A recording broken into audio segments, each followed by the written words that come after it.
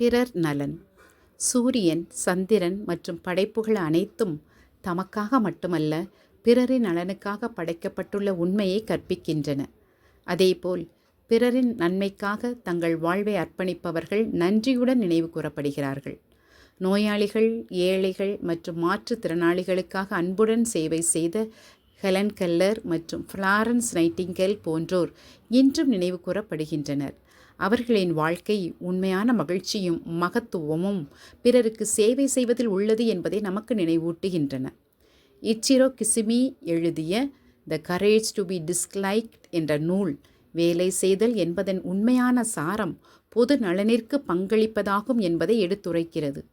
நமது உழைப்பும் சேவையும் சமூக வாழ்வில் நம்மை பங்கு பெற செய்கின்றன.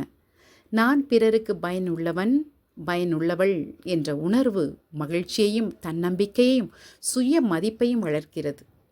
இறைவனின் அன்பை பிறருடன் பகிர்வதன் மூலம் நமது சேவை அர்த்தமுள்ளதாகிறது.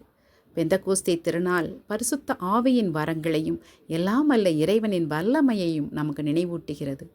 தூய ஆவி திருத்தூதர்களை அன்புடனும் துணிச்சலுடனும் மனித குலத்திற்கு சேவை செய்ய தூண்டியது.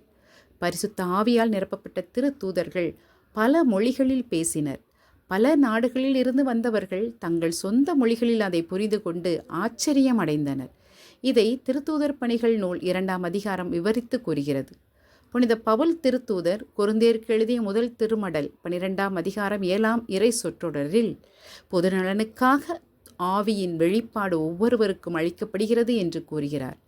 இறைவன் தந்த திறமைகள் தனிப்பட்ட பெருமைக்காக அல்ல, சமூகத்தின் நலனுக்காகவே ஆகும். புனித யோவான் நற்செய்தியில் இயேசு தம் சீடர்கள் மேல் தம் ஆவியை ஊதி பரிசுத்த ஆவியை பெற்றுக்கொள்ளுங்கள் என்று கூறினார்.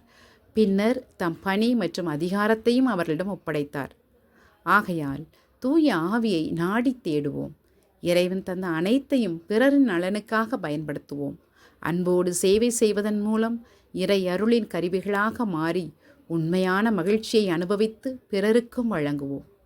இவ்வாறு பரிசுத்த ஆவியின் வல்லமையால் மகிழ்வோம், பிறரை மகிழ்விப்போம். இறை தந்தைக்கும் மகனுக்கும் தூய ஆவியாருக்கும் ஆட்சி உண்டாவதாக. தொடக்கத்தில் இருந்தது போல இப்பொழுதும் எப்பொழுதும் என்றென்றும் இருப்பதாக. ஆமென்.